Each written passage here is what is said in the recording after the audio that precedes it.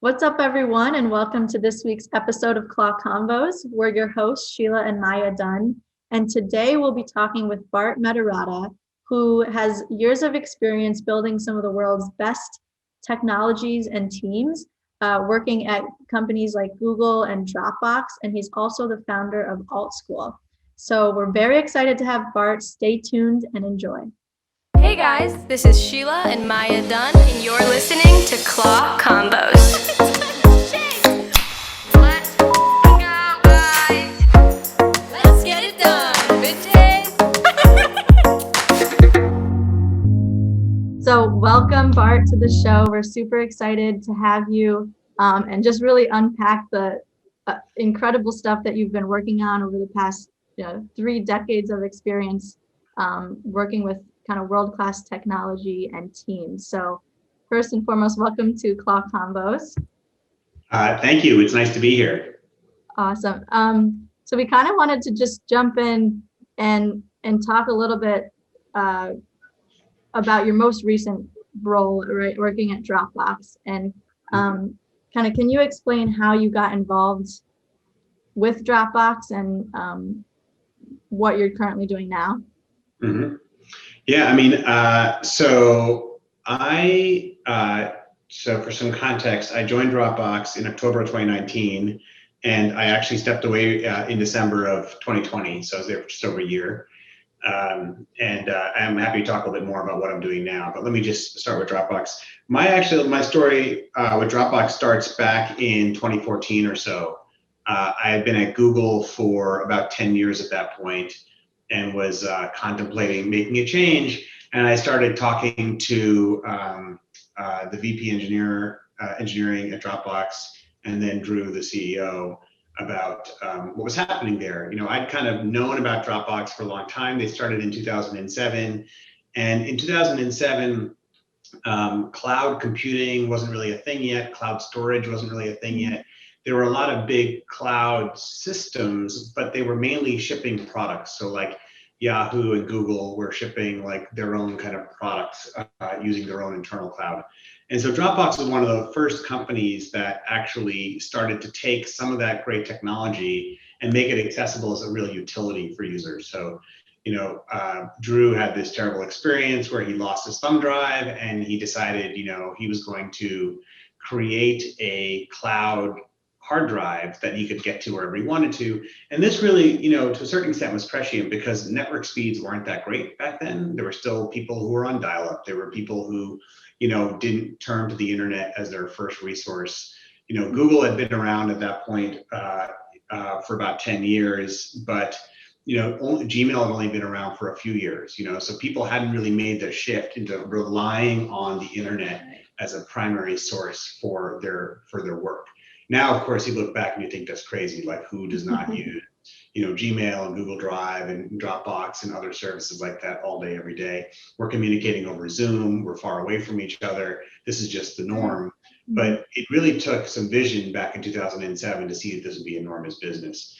So Dropbox grew very, very rapidly. It's widely known as the first digital SaaS company, the fastest to get to $1 billion in revenue. They grew incredibly fast because it was a good example of a business that really had good product market fit. For the price, the service, the quality of the experience, the ease and simplicity of use made it just an essential product for many. And it was very viral in the way that it worked. So, in the business consumer B2C space, it was really, really easy to sign on, get a couple of gigabytes for free from Dropbox. I don't even know if they were giving out, they're probably still giving out like in the megabytes, not gigabytes range back then. But then they also had this great mechanic where you could refer a friend and get more storage, which was great business for Dropbox because they weren't really giving up any money for doing that, but it was it was very useful for the people who were referring it. It's very useful for people getting it. So it really took off. And by 2014 or so, they were kind of in this place where they were looking to kind of up-level their engineering team and bring in people who had had a little more experience. And by that point, I had been at Google for 10 years, and Google had been on this kind of meteoric rise. And so I had some pretty relevant experience.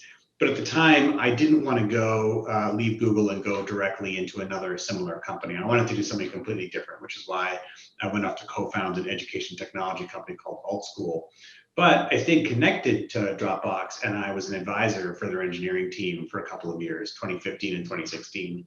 So that was kind of like showing up a few times a month and meeting with different engineering directors and kind of coaching them through some of the challenges they were facing, helping them get their teams organized and aligned, helping them with their technical strategy. So I did that for a while I was off at AltSchool. And then, that came to a natural end. And I was not really planning on re-engaging with Dropbox, but in 2019, I pivoted my startup and stepped away from there, and I was going to just take a year off. And I got to talking with Drew again. And what was exciting about what Drew's vision for Dropbox was that it actually was far beyond storage. It was really around designing a more enlightened way of working for knowledge workers. And that was also fairly prescient because this was pre-COVID, where even in 2019, it was the expectation that you would meet in person. And people did not believe that you could have a really valid, viable business that was all virtual. Sales calls are in person, customer meetings in general are in person, interviews are in person. Everything we'll fly you from New York to California to meet people. That was just the mode. And Drew and Dropbox were trying to build out systems where people could actually interact over the internet and have a really good workflow this way. And then COVID caught up, and it really became the idea really took root kind of broadly. So Drew asked me to join as the Chief Technology Officer in fall of 2019, and I was responsible for engineering, product, and design for our infrastructure division. So Dropbox has a massive business around taking your files, synchronizing them, maintaining making them available, making sure they're very durable so they last forever, and making sure they maintain integrity so that they never get corrupted.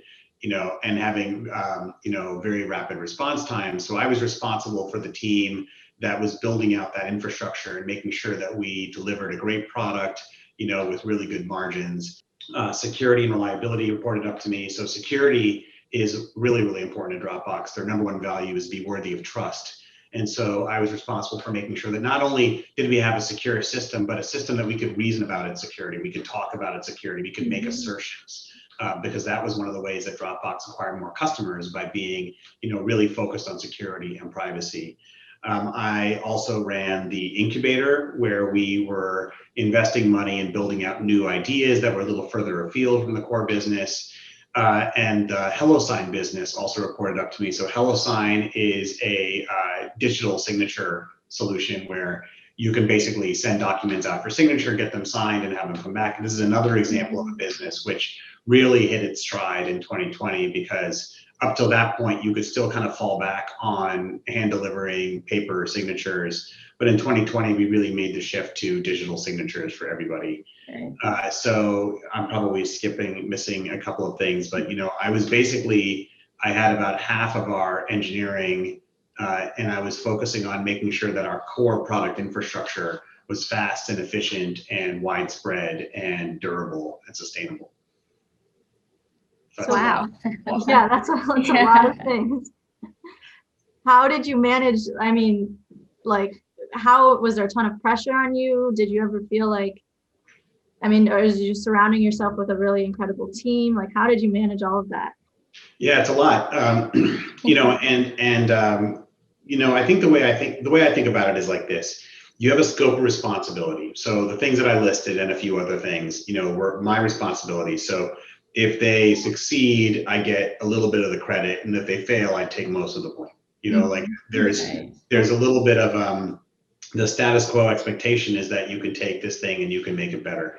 And so in order for that to work, you have to have lines of accountability. So, we very often you go through and you start talking about, okay, well, for our infrastructure, what do we expect to see? Well, we expect to see 99.9% availability. We expect to see, that's called 3 nines. We expect to see 5 nines of durability. So that's 99.999% durability, right? Which basically, guarantees a very, very low failure rate for files going missing. And then we had, I think, around 15 nines of integrity. So it is, Wow. 99 and 13 other 9% integrity, right? So like all of those things require a technical strategy and an investment. We're massively investing in building our own data centers, doing supply chain work to source chips and hard drives and machines and racks, and servers, putting them in racks, putting them in data centers on multi-year cycles. So, all of those things can be quantified in terms of the impact to the business. HelloSign, for example, is quantified in terms of the amount of revenue it generated every year. All of them have operating expenses. The ITS group is qualified in terms of how effective they are at enabling employees to be effective inside the organization. And so you really start with figuring out, how do you quantify whether you're doing things right or wrong? Then how do you start figuring out strategies to support that? Then you're going to go through the process of figuring out, well, what capabilities do you need, which typically relates to funding. It's like, how many people do I need to hire? Right. What tools do I need to give them? Managing a budget. And then you have, once you have all the people, you're doing a lot of work where you're laying out a strategy, getting your organization aligned. So when I joined, I had about 800 people reporting to me, spread out across 7 major groups. And so a lot of that work is having kind of a systematically and periodically having all hands, where you get everybody together and you lay out a strategy, you talk about what the strategy will be. And then, weekly communications with the broader organization to help them understand, pulling my team leads together to make sure that they also, for each of their areas of responsibility, they have accountability, and then, kind of getting the whole organization to move together. So it's not like there's a lot of pressure on this, but there is a lot of work you have to do. There are certainly times when there's more pressure than other times. So in a public business that needs revenue to survive, you have to do reporting on how your quarter was. And so towards the end of the quarter, if you're falling short, you're going to need to do some extra work to get it done. It's the same thing when, your grade's a little bit low at the end of the semester, because, you're looking for extra credit at that point. In a public business, you're doing the same thing. In a private business, you don't have to report it. But in a public business, you do tend to have kind of some around the quarter, around the end of the year. But there's all kinds of cycles that happen in a business like that cause, it's a little bit like waves in the ocean. So I wouldn't say that it was, I wouldn't say that there was a ton of pressure so much as there's just a lot of things you have to do at all times to keep things moving. And as a leader, what happens is you have to really maintain an altitude. So imagine you're flying a plane, there's like 50 dials engaged in front of you. And if you have to look at every single one of them, you can spend maybe a couple of seconds out of each minute looking at each one, right? And that's the most you can get. And the problem with that, of course, is that it's very easy to miss signals. So really what you wind up doing is you wind up aggregating it to a smaller set of things you can keep an eye on. And one of them turns red, then you go dig it and you look. And one of those turns red, you go dig it and you look. So you spend a lot of time building systems so that you can be strategic.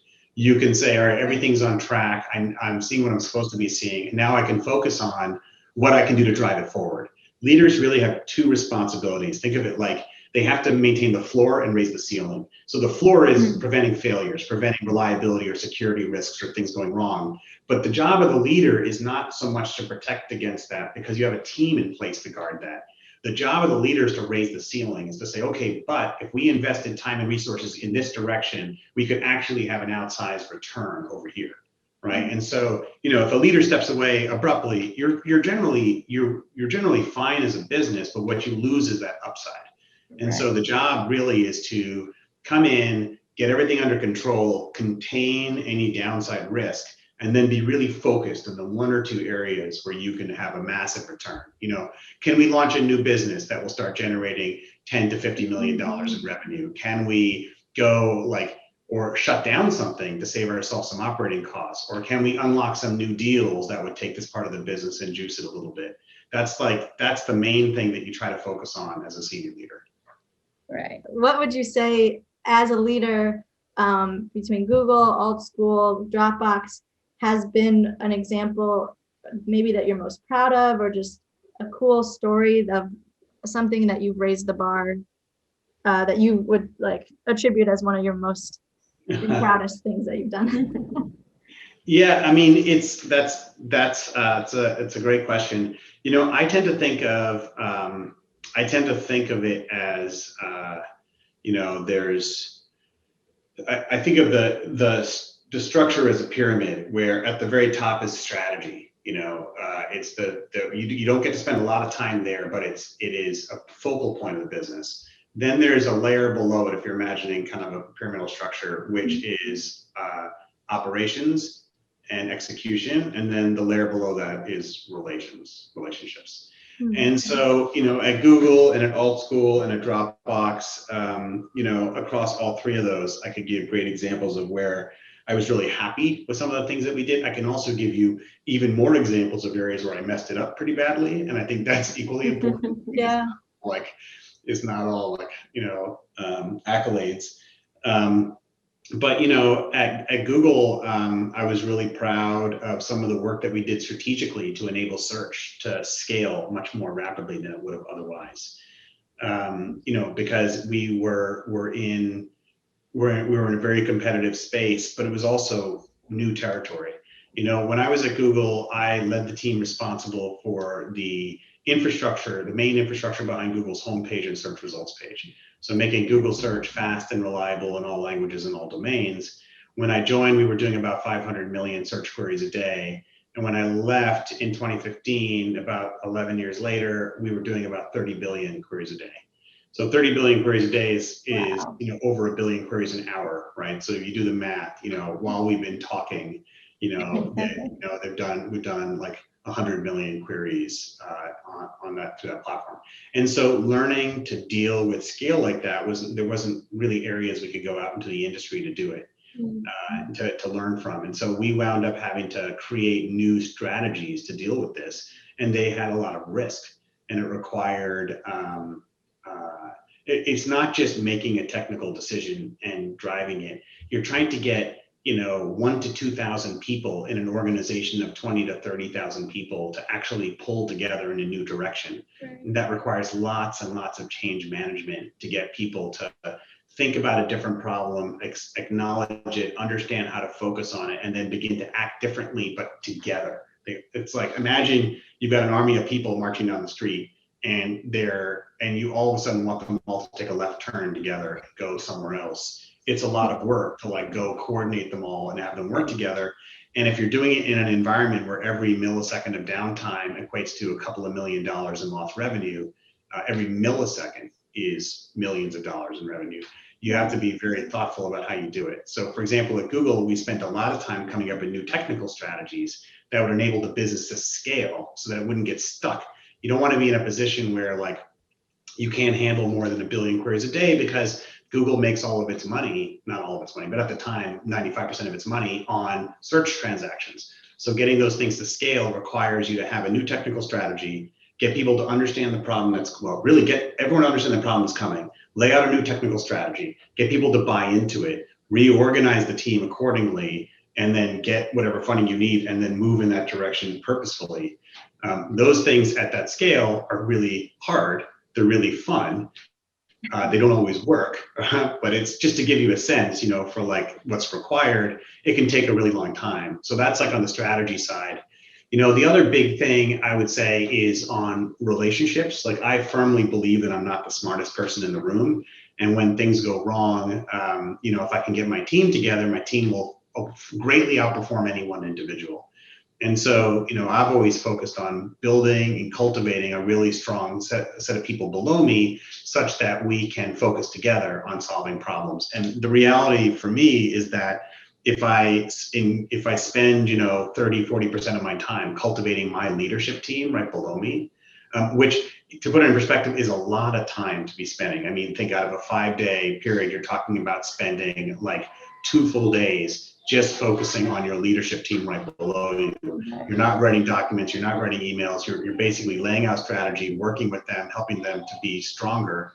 Then you get into an environment where your team can greatly outperform the individuals. So for example, when I was at Alt School, we went through some pretty challenging times. And the reason why we managed to succeed as much as we did was because we had built such an incredibly strong team, a leadership team, which was my primary focus as the president of the company.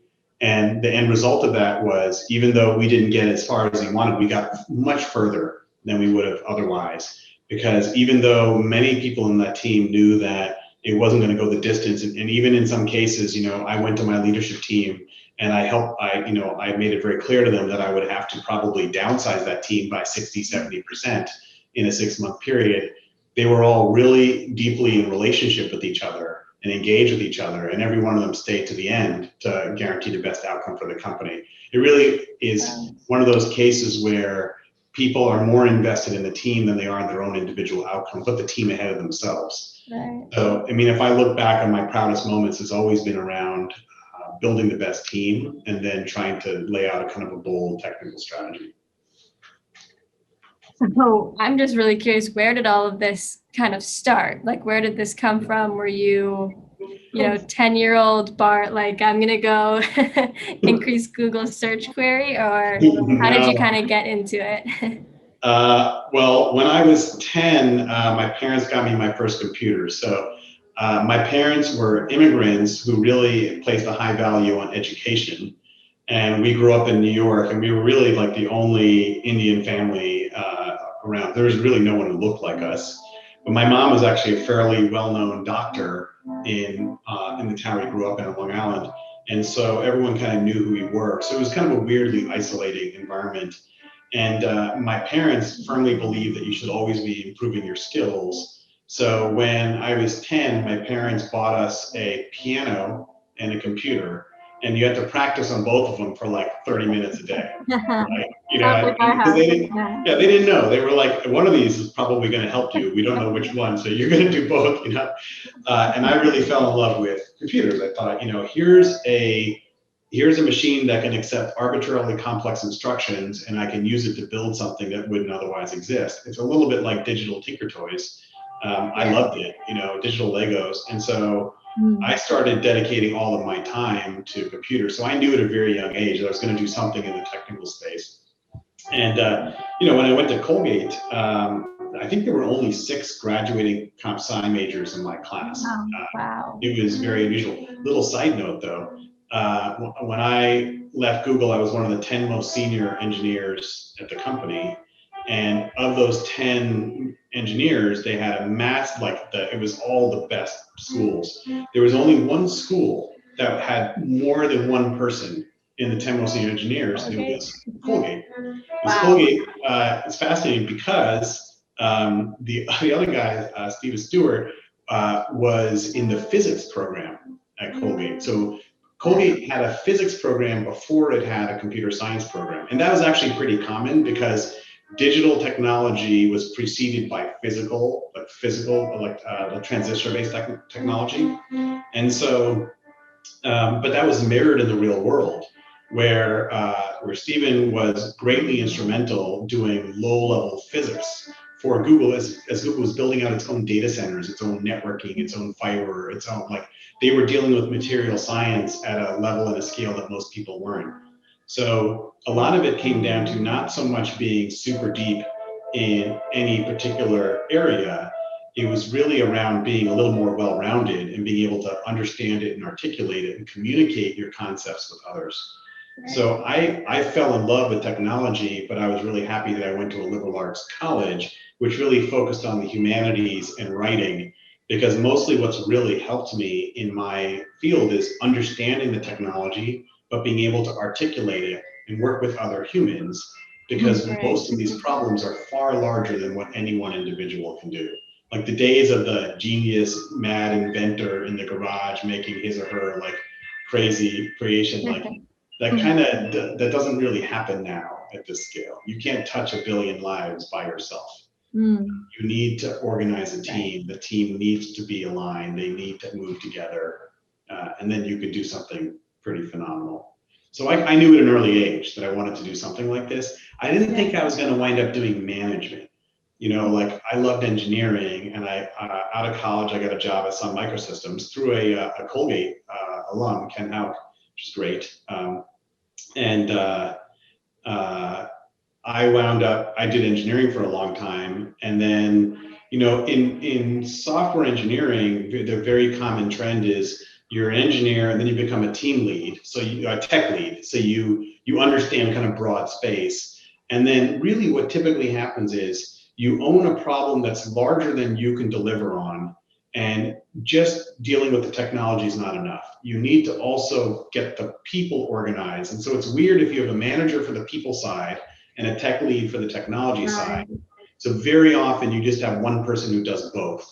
Yeah. And for small teams, that works really well. So very often you see people do engineer, tech lead, and then small team lead. And then a lot of people stop there. Some people wind up growing. So for me, what happened was I was a tech lead at Google for a system that was growing exponentially.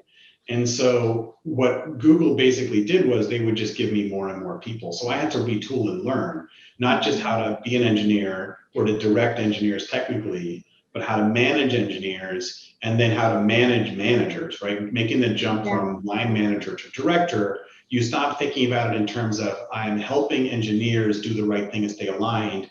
You're saying I'm helping groups do the right thing and stay aligned. And then when you go up further, you're helping divisions, and then you're thinking about it systemically from the business. So it's a little bit like boiling the frog by degrees, like I started off as an engineer and I wound up as an executive. Yeah. What do you place most importance on when choosing a team? Because there's obviously a big importance on your team. So when picking your team, what are the things you are really looking for beyond just like experience? Yeah.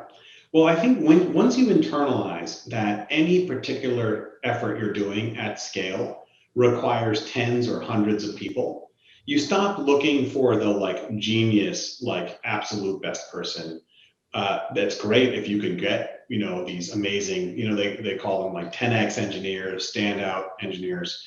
I think the best analogy for it comes from sports. There are some players on the field who don't score a lot of goals, but when they're on the field, the team wins more. And so you're really looking for those people. Who are the people who are able to help you get the most out of a team? Because at the end of the day, it matters the most how far your team can go. There's this great proverb, African proverb, I think it's called Ubuntu. It says, if you want to go fast, go alone. If you want to go far, go together. So I look for people who have kindness and empathy and are articulate and put the team first and can collaborate.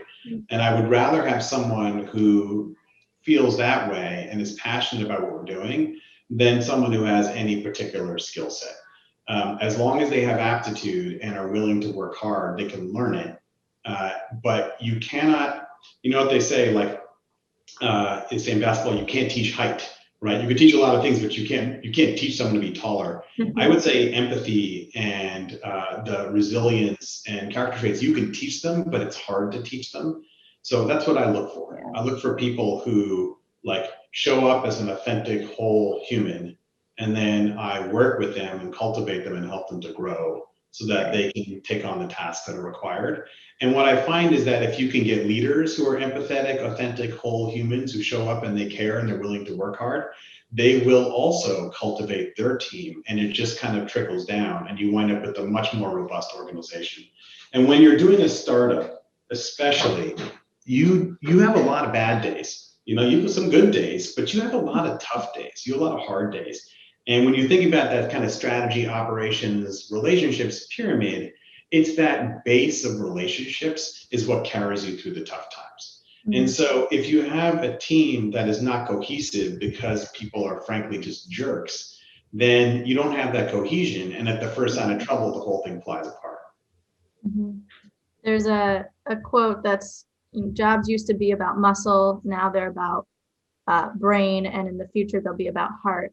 But do you think that as technology becomes more and more accessible, and even I'm just thinking about platforms like a 10-year-old can code their own website and launch a business. How do you think the future of the technology literacy or the computer science literacy of the average person is going to evolve over the next 10 years? Yeah, it's a great question. And I think one of the ways to look at it is accessibility of technology, and then proximity of technology. So what do I mean by that? Let's talk about where technology was when I was born in the 70s. It was mainframes in air-conditioned rooms with drop ceilings and, like it's all sterile.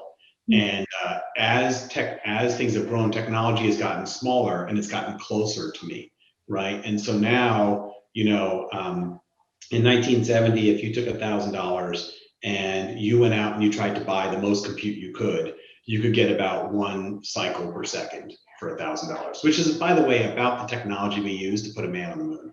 So you could get 1,000 cycles a second, but you have to pay $1 million for it. Today, $1,000 buys you an iPhone. This is an iPhone 10. It's about 3 years old. This does 1 trillion cycles a second, right? And it costs about $1,000.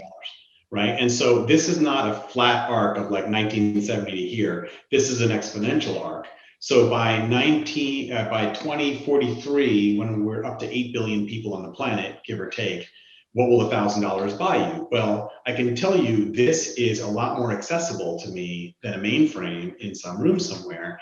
And the technology's gotten smaller and more accessible. So now you look at like, what does it mean to have an AirPod Pro, right? This is noise canceling, Bluetooth. I put it in my ear. The conversation seamlessly switches from there. This is now inside my body, granted, like mostly on the outside, right? But like, where are we going to be in 10 years? Well, we're definitely going to have neural interfaces. You're definitely going to have technical augmentation. And with that comes a breaking down the barriers. So for example, it was super hard to program in the 1970s, a mainframe. You had to do it like a card punch. You did a bunch of technology you didn't have. You physically had to go there.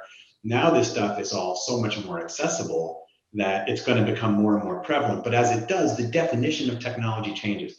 So now we don't say, hey, you're a technologist who works in finance. Now you say the business is fintech. The business is financial technology or health tech, right? All of the different things that like agri-tech, all the different things that people do are now a blend of that discipline and the augmentation that comes with technology. So as that moves further and further, smaller and smaller and further inside our brains, what we're going to see is a breakdown of the barriers. So my 6.5-year-old son can program a robot with an iPad, right? And he loves it and it's fun, but he doesn't think about the massive amounts of technology that he's playing with that got us here. He's at the tip of the pyramid. What he sees is a tool with a set of building blocks that he can manipulate. And that means that an iPad starts to look more and more like a shovel or a rake or a hammer or whatever, or a tractor. And why would you not? Like, I don't know if you've seen what modern tractors look like. Modern tractors are a digital marvel in the, in the cockpit. They have so much technology built into them. And so the question then is, how are you programming it? Are you not? Are you just using it like a tool? What you're going to see, what we're seeing now is the emergence of low code, no code platforms, where you basically, by just using the tool, are assembling a data model. So for example, you can build a spreadsheet and build a data model, or you can just build an Airtable and start dragging stuff around. That's building a data model too. And then you can tie those together with tools like Zapier, which basically say, if this thing happens here, then push this data over there, or like SheetGo, or any of these technologies that basically just let you wire it all up together. And then you're back to Tinker Toys, except that they're like phenomenally well-developed, highly sophisticated Tinker Toys that kids are just going to wire together. So I don't think you're going to need to learn a lot of programming languages. All those constructs will be laid out for you. You'll just say, I want this component and that component, and I'm going to assemble them in this novel way and apply them to this domain that no one has seen before. And now I'll get to do something that hasn't happened in the past. And when you start tying those digital constructs with the real world, like, like modern industrial buildings are all instrumented and they're all connected like a smart home would be to digital models. So you build this digital model, they call them digital twins, which has connections to all of those. And then you tie a low code, no code system in place. And then you can say, hey, when the sun comes up in Manhattan and it's a little bit cloudy, I'm going to then turn the temperature up in this fleet of buildings because they're facing the sun. You can just wire all that up and have that work. And it'll simply become part of our life and you'll take it for granted. I mean, that's where this is all going. There will still be people at the forefront who are like programming all of that stuff, but they are going to be further and further out. And the actual consequence of the technology is going to be in your lives. Like your kids will be playing with stuff you can't even imagine right now. Like the equivalent of like, in the same way that who was going to imagine an iPhone 10 20 years ago? Like, the classic example of this is if you go and you find an ad for Radio Shack. Radio Shack used to do paper ads, and they'd be like, it's a camera and it's a microphone and it's a recorder and it's a video player. And then they have all these separate devices there, VCR and a TV. And it's like, that's all on one phone now, right? And so what are all the different things you do today that are all going to just be part of some device that you have that, you have to write a term paper. Well, actually, maybe you don't. Maybe you just need to think about the concepts that are involved and then express them in some novel way through a system that doesn't yet exist. That's where this is going. And it's going to happen far sooner than most people realize. That's fascinating. I have this debate a lot with like certain topics like automated cars and different stuff, but I don't even think I can begin to start to predict what it's going to be. Yeah. I mean, let's say, for example, today, you're like, hey, the three of us want to go to Hawaii. Well, what are all the steps to do that? Well, we have to like pick a date and pick a place and like book tickets. And then we have to arrange for transit and we have to get an Airbnb and then we're arranging for events. And like, we don't need to do any of that stuff. What we could do is get a digital assistant to show up. And we could just have a conversation. What do we like? Well, we like skiing. We like surfing. Well, not quite skiing. We like surfing and we like scuba diving. And, we like beaches. And, like it already knows our calendars and it knows our communication mechanisms. And like that system could just show up with a scenario that says, here's the optimal travel trip for you. And it takes into account every aspect of it. Do you want it or not? And if you say yes, it just books it for you. And then it keeps you on track. And at any given time, like these systems are very easy to build now. People are building them. They're going to happen. The challenge right now is that our data is still a little messy. Like not everyone is good about their calendars and not all that data is available. But you can easily see a world where all of that stuff is just going to happen. And it's going to accelerate because once it starts happening, once it happens in one area like travel, it'll start happening everywhere. Is there one aspect of this all that you're super excited about or like more interested in than others? Well, I have spent the last 6 months kind of doing a deep dive on cryptocurrency and decentralized finance. And I'm kind of fascinated with that space because I think that space is going to massively disrupt something which I think has been entrenched for a long time in the finance space. And you're already beginning to see it happen. I mean, crypto is now mainstream in conversation, which like I bought my first Bitcoin in 2013 and people were like, you bought a number. Why would you buy a number? Right. And it's like, well, now they're not saying that. Now they're like, I wish I bought a number. But it takes a long time. But these things are exponential in growth. So the way to think about exponential is like it's flat and then it inflects and then it's steep. But that means it looks like a road while it's flat, and then it looks like a wall when it inflects, right? And so most people don't realize when you're on the flat part of an exponential curve that they're actually on an exponential curve because it's so far out in the future they can't see it. But DeFi is a good example of something that is absolutely an exponential curve in finance. It's going to happen. It's just a matter of time and not even that much time, like a matter of like 18 to 24 months, we'll be in a different paradigm of finance because of it. So you think we're still on the flat part, right? Yeah, we're on the kind of frothy flat part of it where, some parts have begun to take off. It's always a little frothy because, if you I don't know if you've been following what's happening in crypto, but like crypto took a bath, in the last couple of days, right? Like it's lost like 50% of its value. But it's up 500% in the last 2 years. So another way to look at it is it's only up 450%. But the fact that people see the drop and they think of the drop, that's the froth in this system. If you zoom back in crypto and you look at it, it's been going up like exponentially. And we're kind of on this part of the curve here and you're like, oh, it went up a little, down a little bit. And people are like zooming in and freaking out about it. But the reality is we've already taken off in some parts of it. So straight up cryptocurrency is already past the inflection point, and it's bumpy, but it will be bumpy. DeFi is right at the inflection point. Like, it is not yet fully mainstream, but when it is, DeFi has the ability to be far, far larger than an individual cryptocurrency.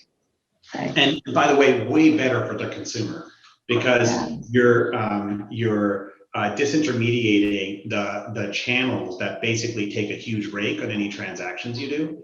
And so you're moving into a model where, like, the people who innovate get a tiny fraction of the money, and the system itself runs on its own, and you don't have these large financial institutions that make massive amounts of money by just taking a rake out of every transaction. It is actually, there's a lot of power in these decentralized systems. Yeah, for sure. Wow. That's a lot, I know. All of these, I mean, even just buying crypto in 2013, it seems in a lot of ways you're kind of challenging the status quo, or kind of what's working to find a better solution.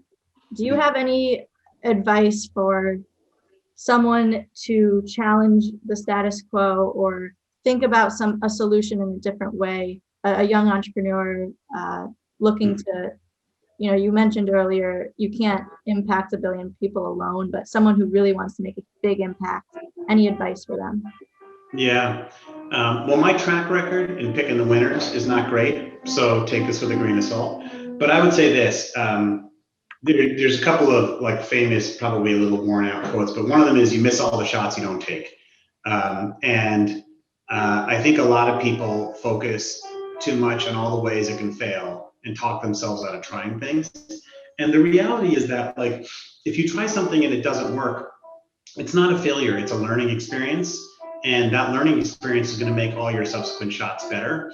And so there really is an element of, like, focus on on trying things and seeing what works and what doesn't. Second thing I'd say is, don't do it alone. It's so hard to do these things alone. People really underestimate how in your own head you get sometimes, and how much that really hurts. Like, it's just so difficult to do these things without a team. Build a team, focus on getting great people together. And then the third thing I'd say is, look for something that could have a massive impact, right? Like, I think any of us can build a small business. We could set up our own lemonade stand and probably make a few bucks. And I think that's great if what you're trying to learn is how to run a lemonade stand. But if you are I love the people who go and they take on really, really big problems and really, really big industries. And don't listen to anyone who says it can't be done. Maybe it can't be done, but who cares? Like, the journey is in trying, not succeeding. And I think that's one of the things that people really get wrong in the media. Everyone focuses on the plucky entrepreneurial startup CEO who made $1 bajillion, and it's like, that's nice. But actually, the reality is, the people who tried and failed and try again those folks are going to wind up succeeding in the future. And if we would just focus more on them now, I think it would empower a lot more people to not be dissuaded when things go wrong. Everyone's got their inner monologue of this isn't working, and they see someone's highlight reel of I'm amazing, and you comparing those two, and it never comes off well. What I would say is, if you're aiming to be an entrepreneur, don't overthink it. Try things, talk to your customers, build a team. If things don't work, keep your team, try the next thing, keep building on your team. And sooner or later, something will work. And if it doesn't work, you'll have a great team. And if nothing works, you can always get a conventional job. I mean, you just become more and more interesting when you try things. There's really no downside, except that you might be a little uncomfortable for a while.